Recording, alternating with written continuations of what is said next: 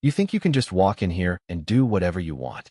Timothy Rick's voice cut through the air, his tone sharp, dripping with contempt. He stared down at Marcus Carter, his eyes narrowing with irritation. I don't know who you think you are, but you're not welcome in this meeting. The words stung, but Marcus stood still, unfazed by the insult. The tension in the room thickened as the officers around them exchanged glances, unsure of how to react. Rick stepped closer, a smug grin creeping up his face. He had always been the one in control, the one calling the shots. And now, with a target in sight, he couldn't resist pushing further. What? You think you belong here because of your badge? He sneered, his voice rising just enough for everyone to hear. You're just another nobody trying to get a seat at the table. Marcus remained silent, his expression calm, betraying nothing. But the words hit him differently than anyone could imagine. They didn't know who he was. They didn't know what he had become. The moment felt like an eternity, the entire room watching, waiting for a response. But Marcus, as always, did not give them the satisfaction. He simply stood, his posture straight, his hands at his sides. The whispers started to build, but he remained unshaken. What they didn't realize was that Marcus had been silently observing them for far longer than they knew. He had heard it all, seen it all, and now it was his time to act. The tension in the room reached a boiling point when Marcus finally spoke, his voice steady but carrying the weight of years of experience. You have no idea who I am, he said, his words cutting through the charged atmosphere. The room fell silent. Officers turned their heads, confused, and for a split second, even Ricks hesitated. That was all it took. Marcus reached into his jacket, pulling out a single badge, a captain's badge.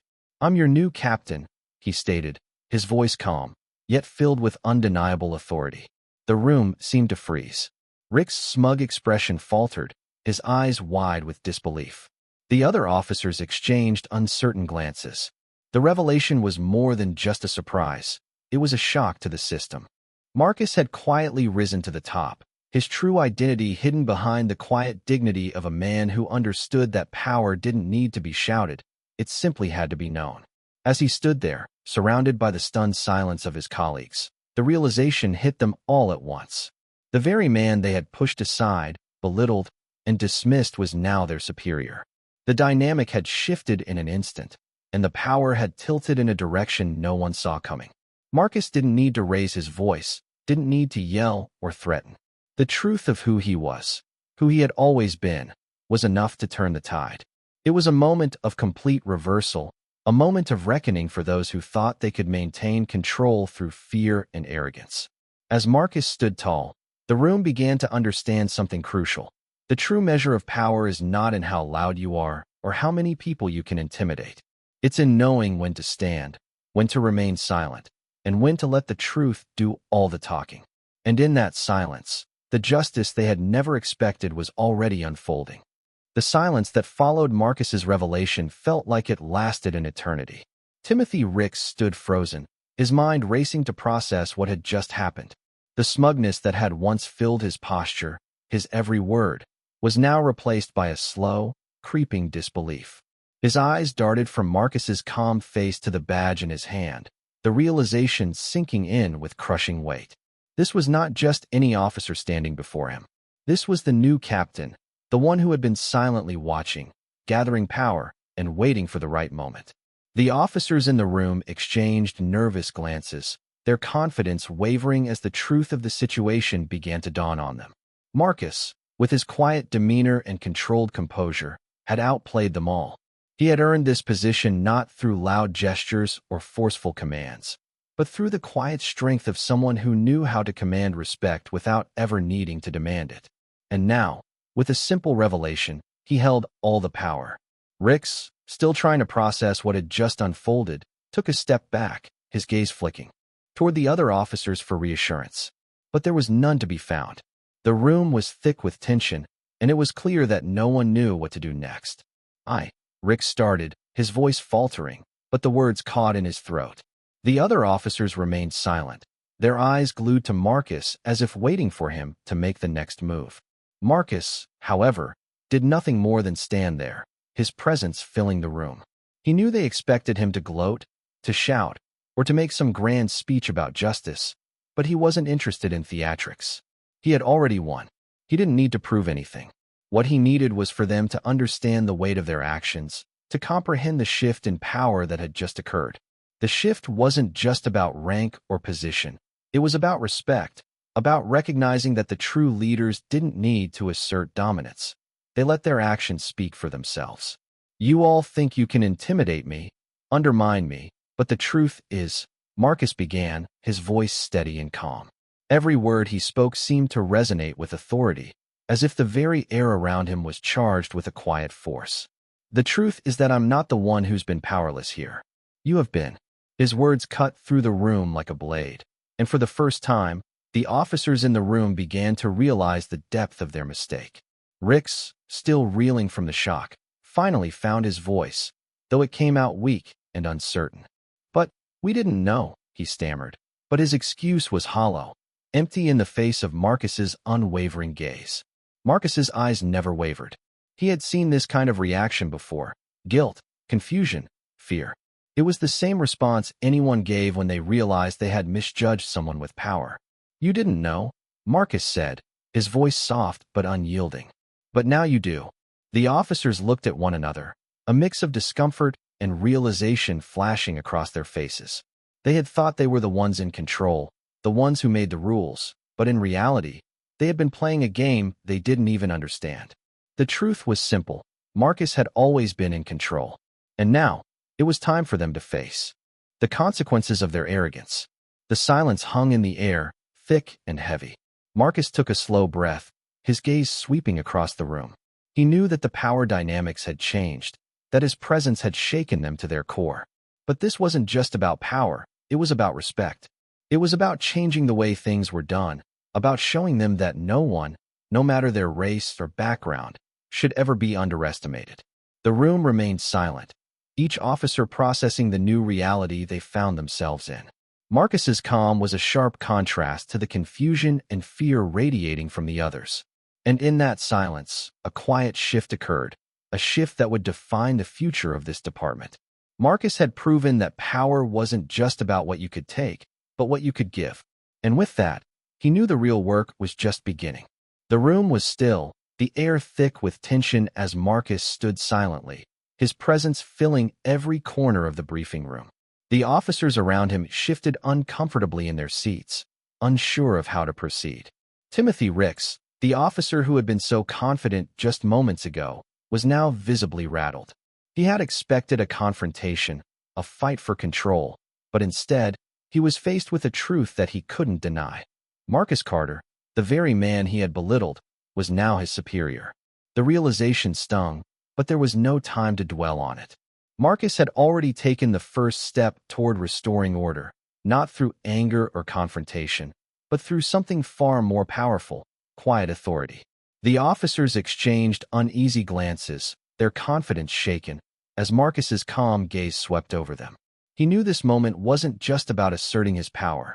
It was about teaching them something they had never truly understood: the strength and humility. It was a lesson that most of them, especially Rix, would have to learn the hard way. As the minutes passed, the weight of the situation began to settle in. The silence in the room became suffocating, broken only by the faint sounds of shuffling papers and the occasional cough. It was as if everyone was holding their breath, waiting for Marcus to make the next move. Finally, he spoke, his voice as calm and steady as ever. "I understand that this might be hard to accept," he said, his words carefully chosen. "But this is not about me or any of you individually. This is about what's best for the department." The officers listened intently, hanging on to every word, though no one dared to speak. Marcus's presence alone was enough to command their full attention. "You all have a job to do," he continued, "and I'm here to help guide you, to make sure we work as a team. But that only works if we trust each other." There was a pause, as if Marcus's words were sinking in. For the first time, the officers in the room seemed to realize that this wasn't going to be a typical power struggle. They weren't just going to fall in line out of fear or intimidation. They were going to respect him because he had earned it. He had proven, without a single shout or forceful action, that true power came from within. Rix, still processing the shock of the moment, shifted in his seat, his hands clenched tightly in his lap. The discomfort was evident on his face, but he couldn't deny the authority in Marcus's voice. For the first time, Rix wasn't the one holding the reins. The power had shifted, and it wasn't going to return to him. The shift was subtle, but undeniable. Slowly, the officers began to settle into the new reality. They were no longer just following orders from someone they thought they could control. They were now following the guidance of a man who understood the true nature of leadership, someone who led not by force, but by example. As the meeting continued, Marcus laid out his vision for the department. He spoke of unity, of fostering trust and cooperation, and of creating a culture where every officer was valued for their contribution. It wasn't just about enforcing the law. It was about upholding justice, fairness, and respect for every member of the team, regardless of their rank or background. The officers listened, some nodding in agreement, others still uncertain, but all paying attention. Marcus didn't need to prove himself anymore. His actions, his presence, had already done that for him. Rix remained quiet throughout the rest of the meeting, his earlier bravado replaced with a simmering sense of defeat. He couldn't argue with Marcus's vision, and he knew that, as much as he hated to admit it, Marcus was the one in charge now. As the meeting concluded, Marcus rose from his seat and made his way toward the door. The officers watched him, some with respect, others with lingering uncertainty, but none with the same disdain that had filled the room just moments ago. Marcus had done what no one else could. He had turned the tables, not through force, but through quiet, unwavering confidence.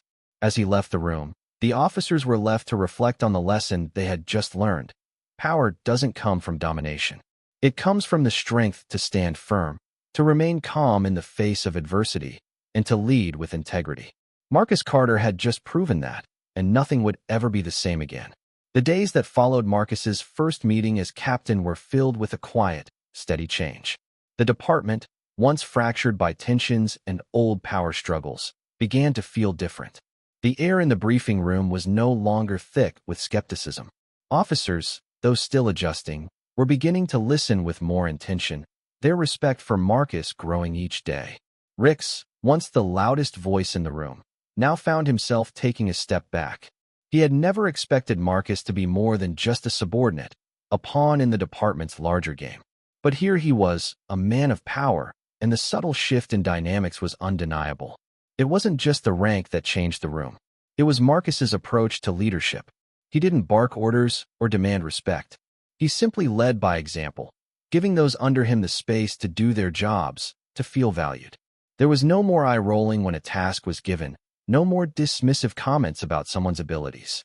There was a quiet professionalism that began to spread throughout the department, like a ripple in calm water. Marcus had achieved something remarkable without ever needing to raise his voice or make a show of his authority.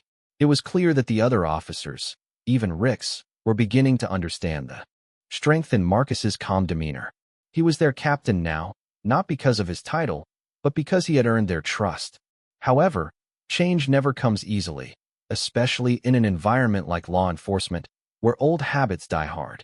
One morning, as Marcus walked into the precinct, he noticed a shift in the atmosphere. It wasn't hostile, but it was palpable. The officers were talking among themselves in hushed tones, casting quick glances his way. He could sense the tension, the uncertainty. The department had begun to adapt to his leadership, but not all of the officers had embraced the change. A few, particularly those who had worked under Rix, were still struggling with the idea of someone like Marcus holding the reins. They had never seen a black officer in such a powerful position, and it was taking some time for them to accept it. Marcus didn't let it show. He walked through the hallways with the same quiet confidence he had always carried, his gaze focused ahead, his mind on the work to be done. He knew that some of the officers were still testing him, still trying to find a way to undermine his authority. But he wasn't concerned. He had been tested before, and he knew that the only way to truly lead was to remain steadfast in his values, no matter the obstacles. A few days later, during a routine meeting, Marcus noticed a small but significant moment. Officer Daniels, a veteran of the department, had been eyeing him with a skeptical expression for weeks. Daniels had been with the force long enough to have seen it all. He had served under several captains, most of whom had risen to power through brute force, through the ability to intimidate. He had never respected a leader who didn't fight for dominance. As Marcus began to speak, detailing the goals for the upcoming week, Daniels raised his hand, interrupting him. "Captain, with all due respect," Daniels began, his voice firm but not hostile. "Don't you think we need to be more aggressive with the new initiatives? We can't just sit back and hope they succeed." There was a quiet murmur of agreement from some of the officers, but Marcus didn't flinch. He knew this was a test. Daniels wasn't questioning his authority outright, but he was challenging his methods. "I understand your concern, Officer Daniels," Marcus replied calmly, meeting his gaze without hesitation. "But aggression is not always the solution. Leadership is about empowering your team, not pushing them into a corner. We will take action, but we will also take time to think through our decisions. That's the difference between acting out of fear and acting with purpose." The room fell silent. Daniels, who had expected a more forceful response, blinked in surprise. The other officers watched, their eyes shifting from Marcus to Daniels, sensing the shift. For the first time, they saw a leader who wasn't afraid to stand his ground without raising his voice, who didn't need to show force to assert his position. Marcus's calm, measured response had a weight to it that the officers hadn't expected. The moment hung in the air, and slowly, Daniels nodded. He wasn't convinced right away, but he knew there was something different about Marcus, something that made him respect him, even if he didn't fully understand it. As the meeting continued, the officers began to engage more openly. The tension that had once lingered in the room began to dissipate. There were still those who questioned Marcus's methods, still those who wondered if his leadership would truly change the department. But with each passing day, the cracks in the old system began to show, and Marcus's quiet authority began to take root. The real test, however, was still to come. There would be moments ahead when his leadership would be challenged in ways he couldn't predict. But Marcus was ready. He had faced challenges before, and he knew that as long as he stayed true to his values, as long as he continued to lead with integrity, he would earn the respect of those who mattered most, the men and women of his team. The next few weeks passed by in a blur for Marcus. The initial shock of his new position had worn off, but the true work was just beginning. The department was still in the early stages of adjusting to the changes, and though there was less tension in the air, it was clear that some officers still had their doubts. Marcus could feel their eyes on him whenever he walked into a room, their judgment lingering just beneath the surface. But he wasn't deterred. He knew that trust had to be earned, not given freely. Each day, he made an effort to prove that his leadership wasn't just about titles or rank. It was about integrity. It was about showing them, through his actions, that he was capable of guiding them towards something better.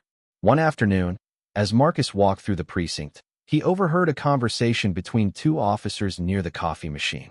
The voices were low, but the words were unmistakable. "You think he'll last?" one of the officers, Officer Grant, asked. The other, Officer Blake, shrugged. "I don't know. He's not like the others, but I can't say I trust him yet. Too calm, too measured." Marcus paused for a moment, just out of sight, listening to their conversation. He wasn't surprised by what he was hearing. He had expected resistance, especially from officers who had been in the department for years, who had seen countless leaders come and go. But it still stung. He had been patient, so patient with them, yet the skepticism still lingered. It was clear that the road ahead wasn't going to be easy. He had to do more than just prove his worth through words. He had to show them, day after day, that he was the leader they needed, not the leader they expected. A few days later, during a routine briefing, Marcus noticed that Officer Blake was late. The rest of the officers were seated, waiting for the meeting to begin, but Blake was nowhere to be found. Marcus didn't say anything at first, but he watched the door closely. A few minutes passed before Blake entered, clearly out of breath. He apologized quickly, but Marcus knew it wasn't the first time this had happened. In fact, it had become something of a pattern. Blake had always been a bit of a loose cannon, showing up late to meetings and brushing off protocols when it suited him. It was a habit that had been tolerated under previous leadership, but Marcus wasn't about to let it slide. As Blake made his way to his seat, Marcus cleared his throat. "Officer Blake," he said, his voice calm but firm. "You're late." Blake's eyes widened for a split second, then he quickly recovered, offering a shrug. "Sorry, Captain. It won't happen again." But Marcus wasn't satisfied with the half-hearted apology. "We all have a job to do here," he continued, his tone unwavering. "And that means respecting each other's time. If you're going to be late, I expect you to inform me beforehand. Otherwise, I expect full accountability. The room fell silent as I turned to Blake. He shifted in his seat, clearly uncomfortable under the attention. But Marcus didn't break his gaze. Understood? Marcus asked. Blake nodded slowly. Yes, Captain. The rest of the briefing continued without incident. But Marcus could sense that Blake wasn't happy about the interaction. He wasn't the type to take criticism well, and Marcus knew that it was going to take time for him to accept the changes in leadership. But that was the nature of leadership. It wasn't always about making friends or being liked. It was about making the tough calls, even when it wasn't popular. The next few days were filled with small moments like this. Moments where Marcus had to assert his authority, not out of anger or frustration, but out of necessity. The officers needed to understand that this was not the same department it had been before. Things had changed, and they had to change with it. Slowly but surely, the tension began to ease.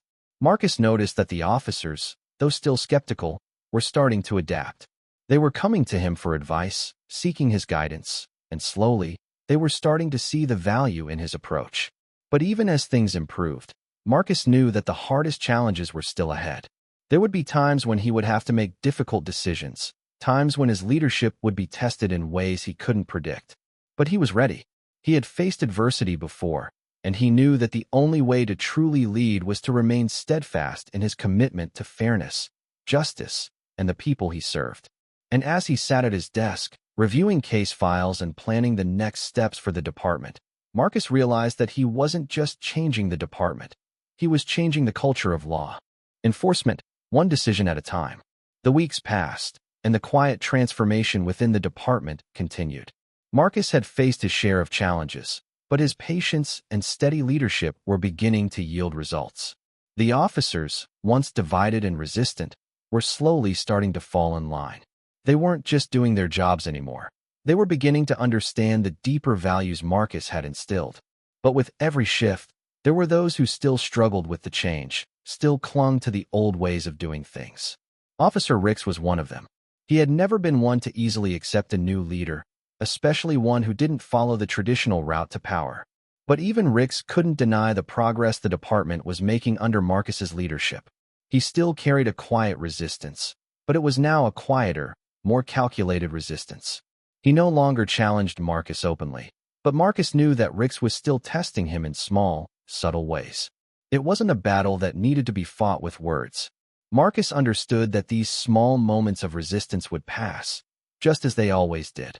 It was the larger shifts that mattered, the growing respect from the officers, the increasing cooperation, the way the department was beginning to work more as a cohesive unit. But as much as Marcus could see the progress, he knew that there would be moments when the cracks in the system would show. The past habits, the ingrained prejudices, were hard to erase overnight. One such moment came when Marcus was called to the scene of an ongoing investigation. It was a routine case, one that had been handed down to him by the previous captain, but it had quickly escalated into something far more complicated. The case involved a suspect who had connections with high-ranking officials, and Marcus knew that it would require careful navigation.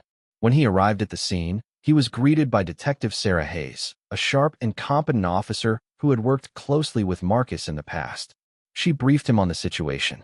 "Captain, we've got a suspect who's been linked to a series of high-profile thefts," Sarah explained, her tone serious. "But we're running into some trouble with the higher-ups. They're pressuring us to wrap this up quietly, sweep it under the rug. I don't like it, and I know you won't either." Marcus listened carefully, his gaze steady. He had been in law enforcement long enough to recognize when something wasn't right. There was a certain tension in Sarah's voice, a quiet desperation. This wasn't just about a theft. It was about something much larger, something hidden beneath the surface.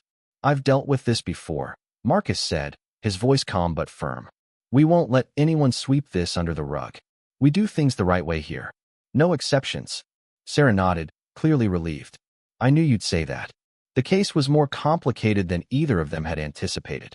As Marcus dove deeper into the investigation, he began to uncover ties between the suspect and a network of corrupt officials, people who were far more powerful than they had initially thought. The pressure mounted, but Marcus remained resolute. He knew that the stakes were higher than ever before. This wasn't just about solving a case. It was about proving that the system could be trusted, that the truth could rise above the corruption that had plagued it for so long. The investigation took days, each piece of the puzzle falling into place more slowly than Marcus would have liked. But every step was necessary. He couldn't afford to make mistakes. He couldn't afford to let the system remain broken. As the investigation progressed, Marcus found himself facing not only external pressures, but internal ones as well. Some of the officers, especially those who had been with the department for a long time, were beginning to question his methods. They wanted quick results, fast solutions. But Marcus knew that rushing would only lead to mistakes. He couldn't afford to compromise his integrity, not now. One afternoon, during a routine check-in with his team, Officer Blake, who had been slowly warming up to Marcus, pulled him aside. "Captain," Blake said, his tone a little hesitant, "I've been thinking. I know we've been taking our time with this case, but do you think we're pushing too hard? We're making a lot of people nervous, and I'm not sure if it's worth it." Marcus considered Blake's words for a moment before responding. "Blake, I get it. I understand the pressure. But this isn't about speed. It's about justice. If we don't take our time, if we don't do this right, we risk everything we've worked for. And we risk losing sight of why we do this job in the first place. To protect people, to do what's right." Blake nodded slowly, his expression thoughtful. "I guess I never thought of it that way," he admitted. "I'll stick with you, Captain. I trust you." The words were simple, but they meant more to Marcus than he let on. It wasn't just about the department anymore. It was about changing the way his officers thought, helping them understand the true nature of leadership. It was about creating a culture where doing the right thing was always the priority, no matter how hard it got. The investigation continued, the pieces of the puzzle falling into place. And slowly, the officers who had once been skeptical of Marcus's leadership were beginning to see the fruits of his approach. They began to understand that true leadership wasn't about being the loudest voice in the room. It was about being the one who did what was right, even when it was difficult. And with each victory, no matter how small, Marcus knew that he was not just changing his department. He was changing the culture of law enforcement, one decision at a time. As the investigation into the corrupt officials deepened, Marcus found himself facing a new set of challenges. The pressure from the higher-ups grew stronger, and the stakes became even higher. Some of the officers had started to question whether it was worth pushing so hard. They saw the tension building, the risk of rocking the boat, and wondered if it was really worth the trouble. Marcus could sense the unease in the air, but he refused to back down. He had made a promise to himself and to the department that he would not let this case go unresolved. He would see it through, no matter what. A few weeks into the investigation, Marcus sat in his office, reviewing the latest pieces of evidence. He had spent hours going over the files, piecing together the connections between the suspect and the corrupt officials. It was clear now that the web of corruption ran much deeper than anyone had initially realized. Marcus had expected resistance, but the more he uncovered, the more he realized that he was up against an entire system that had been built to protect the guilty. He knew he had to be careful. If he moved too quickly, too recklessly, he could risk exposing the investigation and putting the entire team in danger. But at the same time, he couldn't let the system continue to protect the corrupt. It was a delicate balance. A few days later, Marcus was called into a meeting with several senior officers, including Rix, who still hadn't fully warmed to the idea of Marcus as their leader. The room was tense as the officers exchanged knowing looks, each one aware of the mounting pressure from the higher-ups. "Captain, we need to talk about the case," Rick said, his voice steady but edged with concern. "You've been pushing hard, and it's starting to raise some alarms. The higher-ups are getting nervous." Marcus met Rix's gaze without hesitation. He had expected this conversation. "I understand the pressure," Marcus said calmly. "But I'm not backing down. We're getting close, and I won't let this slip away." There was a pause, the tension in the room thickening. "I'm not saying you should back down," Rix replied, his tone softer now. "But we have to be smart about this. If we move too quickly, we risk making a mess of everything. These are powerful people, and they have the connections to make this disappear." Marcus knew Rix was right. The system was rigged, and the more they uncovered, the more they would be challenged by those in power. But Marcus wasn't afraid of the challenge. "I'm not afraid of them," Marcus said, his voice steady. "We've come this far, and we're not stopping now." The other officers in the room nodded in agreement, their trust in Marcus slowly building. They had seen his determination, his unwavering commitment to justice, and they knew that he wasn't going to let them down. Over the next few days, the investigation reached a critical point. Marcus and his team uncovered a key piece of evidence that tied several high-ranking officials to the criminal network they had been tracking. It was the break they needed, but it also meant they were now walking a razor's edge. Marcus knew they had to act quickly, but they had to be careful. If they moved too fast, they could tip off the wrong people. As the team prepared for the next phase of the investigation, Marcus gathered his officers for a final briefing. He stood before them, his expression focused, his gaze steady. "We've reached the point of no return," he said, his voice calm but filled with purpose. "We know who's involved, and we know what we need to do. But this is going to be dangerous. We have to be smart. We have to stay calm and trust each other. We've come too far to turn back now." The officers stood silently, their resolve strengthening with every word. They weren't just following orders anymore. They were following a leader who had proven time and time again that he would do whatever it took to make things right. As the meeting concluded, Marcus felt a sense of calm wash over him.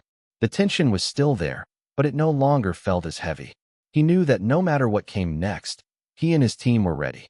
They had each other's backs, and they had something stronger than fear: respect. Marcus didn't need to yell or demand respect. He had earned it through his actions, through his integrity, and through his unwavering belief that justice could be achieved, no matter the cost. The next step was crucial. Marcus knew they were on the verge of something big, something that would shake the very foundations of the department. But he was ready. He had faced the toughest challenges of his life, and he knew that as long as he stayed true to his principles, he would see this through to the end. And with that thought, he walked out of the briefing room, his mind set on the task ahead.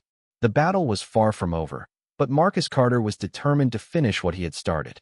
The truth would come to light, no matter how hard they tried to bury it. The day of the operation arrived, and with it, a quiet but undeniable sense of urgency. Marcus stood in front of his team, reviewing the final details of the investigation. The evidence they had gathered over the past few weeks had led them to this critical moment. They knew who the culprits were, but they also knew that this wasn't just about bringing criminals to justice. This was about confronting an entire system, one that had allowed corruption to fester unchecked for years. Marcus had done everything he could to prepare his team. They were no longer the group of officers who had once doubted him. They were a unit, focused and determined. His calm leadership had created a sense of solidarity among them. Every officer, no matter their rank or position, understood that this operation would require all of them to work together, to trust each other, and to put their differences aside. As they gathered in the briefing room, Marcus could feel the tension in the air. It wasn't fear, not anymore. It was the anticipation of a long-awaited reckoning. He addressed the team, his voice steady and firm. "We've reached the point of no return," he said. "This is where the system gets tested. It won't be easy. We'll face resistance, and we'll have to stay sharp. But we've come this far, and we're not backing down. We do this right, and we do it together. No one gets left behind." The officers nodded, each one understanding the gravity of the mission. They were no longer just executing orders. They were fighting for something bigger than themselves. They were fighting for justice. Marcus turned to Sarah Hayes, his trusted detective, who had been with him every step of the way. "Are you ready?" he asked. Sarah nodded without hesitation. "I'm with you, Captain. Let's finish this." The team moved swiftly, each officer taking their assigned position. The plan was clear. They had gathered enough evidence to make arrests, but they needed to move quickly and efficiently to prevent anyone from escaping or destroying the evidence. The clock was ticking. Marcus led the charge, staying calm under the pressure, his mind focused on the task at hand. The building they were about to enter was filled with corrupt officials and criminals, people who had been untouchable for far too long. Marcus knew that this wasn't just about taking down a few bad apples. It was about sending a message that corruption would no longer be tolerated, no matter how high the stakes. As they arrived at the location, Marcus felt the weight of the moment. This was the point of no return. There was no turning back. The officers moved in, their steps synchronized, their movements calculated. The tension in the air was palpable, but Marcus remained calm. He knew that panic, even the smallest hint of it, could destroy everything they had worked for. They cleared the building quickly, each officer handling their assigned task with precision. It wasn't long before they reached the main office, where the most powerful of the criminals were holed up. The door was locked, but Marcus wasn't concerned. He had anticipated this. "Ready?" he asked his team. They nodded, each one prepared for what was to come. Marcus turned the handle and pushed the door open. Inside, the corrupt officials were caught off guard. They had no idea that the walls were closing in, that their reign of secrecy was coming to an end. As the officers moved in, the criminals attempted to flee, but there was nowhere to go. The operation was flawless. Every person involved in the network was arrested, and the evidence was secured. As the last suspect was handcuffed and led out of the building, Marcus couldn't help but feel a sense of quiet satisfaction. They had done it. The system had been shaken to its core, and for the first time in a long while, justice had prevailed. The officers gathered outside, their faces a mix of relief and pride. They had taken down a powerful network of criminals, but more than that, they had proved something to themselves. They had proved that the system wasn't beyond repair. They had shown that with the right leadership, change was possible. Marcus stood with his team, looking out at the officers who had once doubted him. They were no longer just following orders. They were following a leader they could trust. "We did it," Sarah said, breaking the silence. Marcus nodded. "We did." It wasn't just a victory over the corrupt. It was a victory over everything that had held them back, over the doubts, the fear, and the old ways of thinking. They had done it together, and they had shown that, no matter how difficult the challenge, they could rise above it. Marcus knew that this was just the beginning. There would be more challenges ahead, more battles to fight. But for the first time in a long while, he felt hopeful. He had proven, not just to his team, but to himself, that leadership wasn't about being the loudest voice in the room. It was about making the hard choices, standing firm in the face of adversity, and always doing what was right, no matter the cost. As the officers walked away from the building, Marcus felt a sense of peace settle over him. The mission was complete, but the work was far from done. He had built a foundation of trust, and now, it was time to continue building a future where justice wasn't just a dream, it was a reality. The days following the successful operation felt different for Marcus and his team. The weight of the mission was still fresh in their minds, but a new sense of confidence had settled into the precinct. They had done what many thought was impossible. They had exposed the corruption that had run deep for years, and they had done it with integrity and unwavering commitment. As the dust began to settle, Marcus stood in front of the officers in their next briefing, but this time, the atmosphere was different. There was a newfound respect in the room, a quiet acknowledgement that things had changed. The skepticism that had once been prevalent had almost entirely vanished. Marcus addressed the team with the same calm confidence he always had, but now, his words carried even more weight. "We've shown what we're capable of," Marcus began, his voice steady. "But this is just the beginning. We've made progress, but we can't rest. There are still more challenges ahead, and we have to be ready." He paused, letting his words sink in. "I know this hasn't been easy for all of you. Some of you have had doubts, and that's okay. What matters is that we've come together, and we've shown that we're stronger when we work as a team." There was a moment of silence before one of the officers, Officer Blake, spoke up. "Captain, I just wanted to say, I didn't think I'd get here, but I'm with you now. I've seen the change. You've earned my respect." Marcus nodded, acknowledging Blake's words. It wasn't just Blake, though. He could feel the shift in the room. They weren't just following orders anymore. They were a unit, a team, and it felt like something real was being built. "Thank you, Officer Blake," Marcus said, his voice filled with sincerity. "But remember, this isn't about me. This is about all of us. We've proven that we can do this, and we will continue to do it, together." The meeting continued with a renewed sense of purpose. Marcus had done what many thought would be impossible. He had earned the respect of his team, not through force or intimidation, but through his steady, calm leadership.